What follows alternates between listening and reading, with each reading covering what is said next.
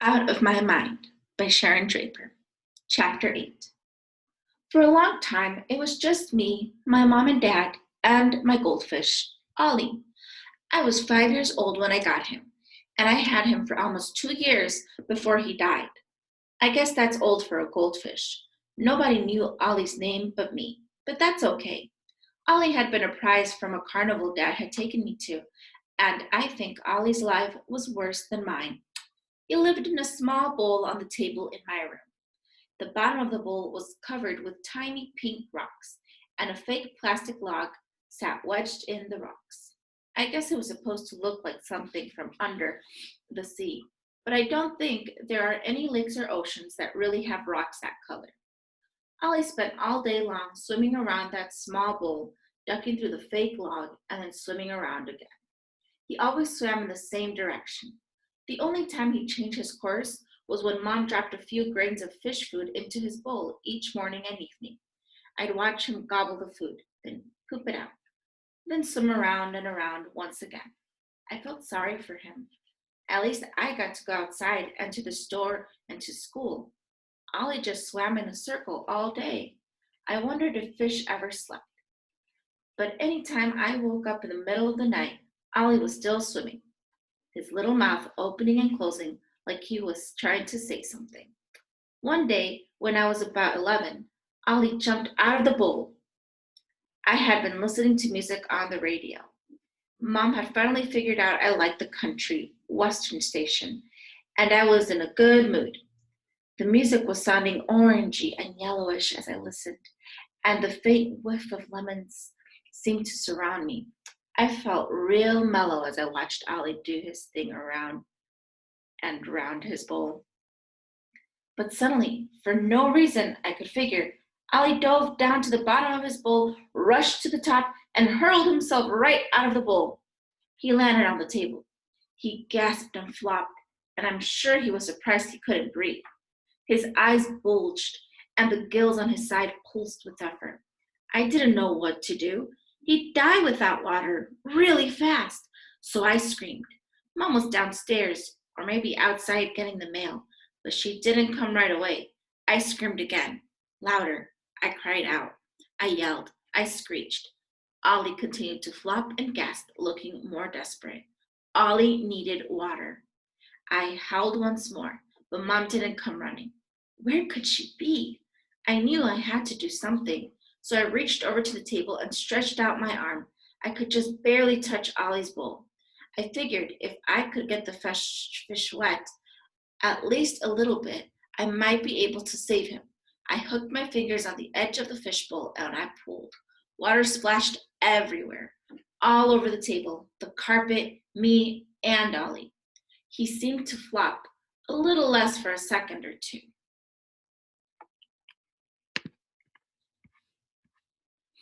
And I kept wailing.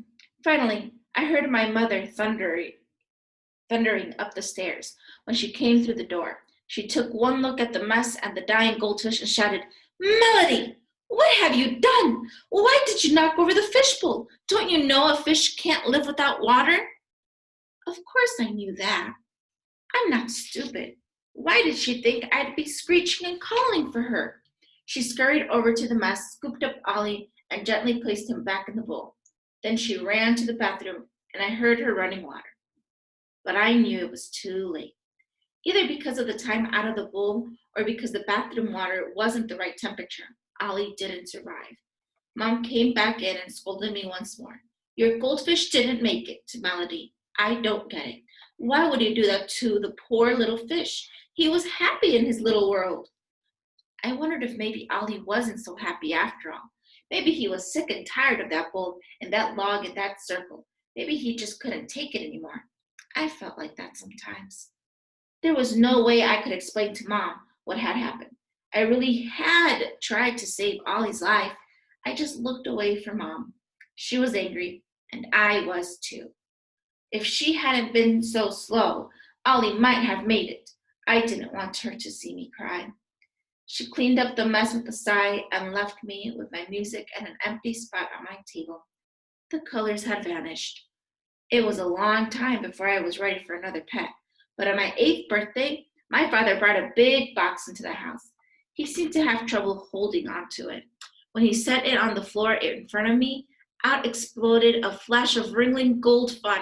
A puppy! A golden retriever puppy! I shrieked and kicked with joy. A puppy! The clumsy little dog raced around the room, sniffing in every corner. I watched her every move, loving her right away. After exploring every table, leg, and piece of furniture, the puppy stopped, made sure all of us were watching, then squatted and peed right there on the carpet.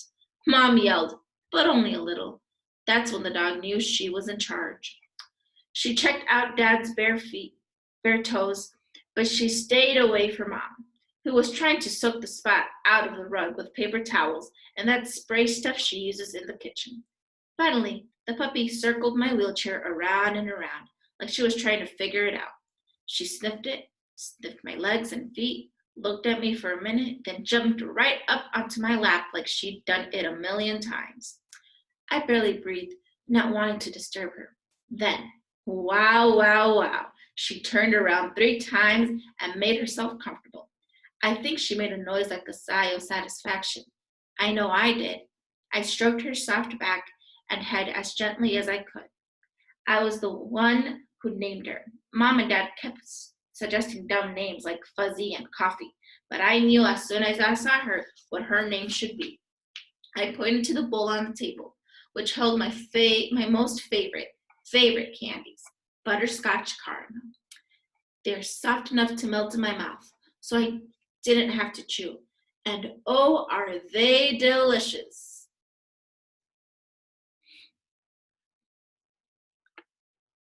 You want to call her Candy? Dad asked. I shook my head no, gently, so the sleeping puppy wouldn't wake up. Caramel? Mom asked. I shook my head once more. Why don't we call her Stinky? Dad suggested with a grin. Mom and I just glared at him. I continued to point to the candy dish. Finally, Mom said, I know, you want to call her Butterscotch. I wanted to shriek, but I forced myself to stay calm. I tried real hard not to do anything that would knock the puppy off my lap. I said softly as I continued to stroke the dog's silky fur. I didn't know that anything could be so soft, and she was all mine. It was the best birthday I ever had. Butterscotch slept at the foot of my bed every night. It's like she read the book on what a great dog ought to do. Bark only when a stranger is at the door. Never pee or poop in the house. She got over that puppy stuff. And keep Melody happy. Butterscotch doesn't care that I can't talk to her. She knows I love her. She just gets it. One day, a few months after I got her, I fell out of my wheelchair. It happens. Mom had given me lunch, taken me to the toilet, and wheeled me back into my room. Butterscotch trotted behind, never in the way, just close by me all the time.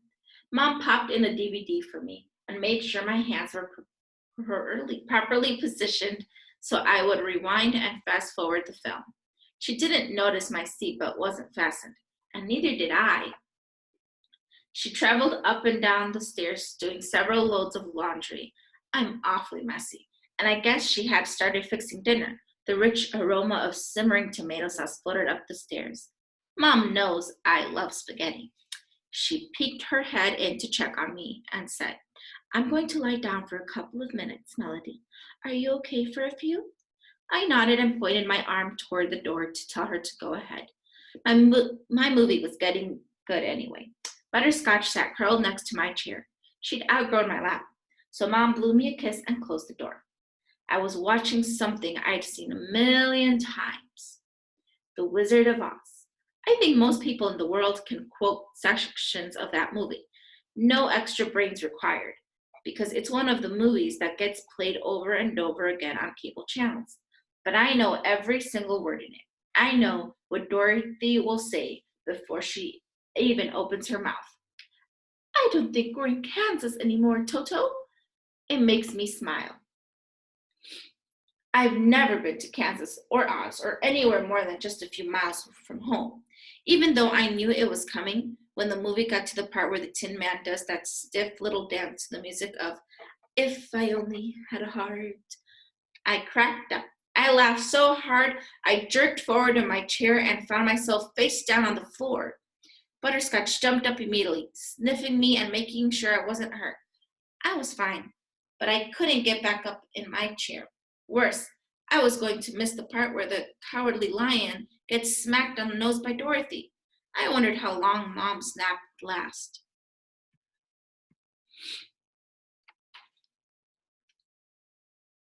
I didn't scream like that time Ollie had jumped out of the bowl. I wasn't upset, just a little uncomfortable. I tried to flip over, but I couldn't from the position I had landed in. If I could have seen the television from where I had fallen, I might have been okay on the floor for a little while. Butterscotch makes a great pillow. But Butterscotch went to the closed door and scratched. I could hear her claws ripping at the wood. Dad wouldn't be happy when he saw that. But Mom didn't come, so Butterscotch barked. First a couple of tentative yips, then louder and more urgent. Finally, she jumped up and threw her whole body against the door, making loud thuds. She barked and thud, barked and thud. Mom couldn't ignore all that racket. I'm sure it was only a few minutes, but it seemed like longer. Mom came to the door, looking groggy. Her hair was all messed up. "What's going on in here?" she began. Then she saw me. "Oh, Melody, baby, are you okay?" She ran to me, sat down on the floor, and lifted me onto her lap. She checked everything, my arms and legs, my back, my face, my scalp, even my tongue. I wanted to tell her I was fine.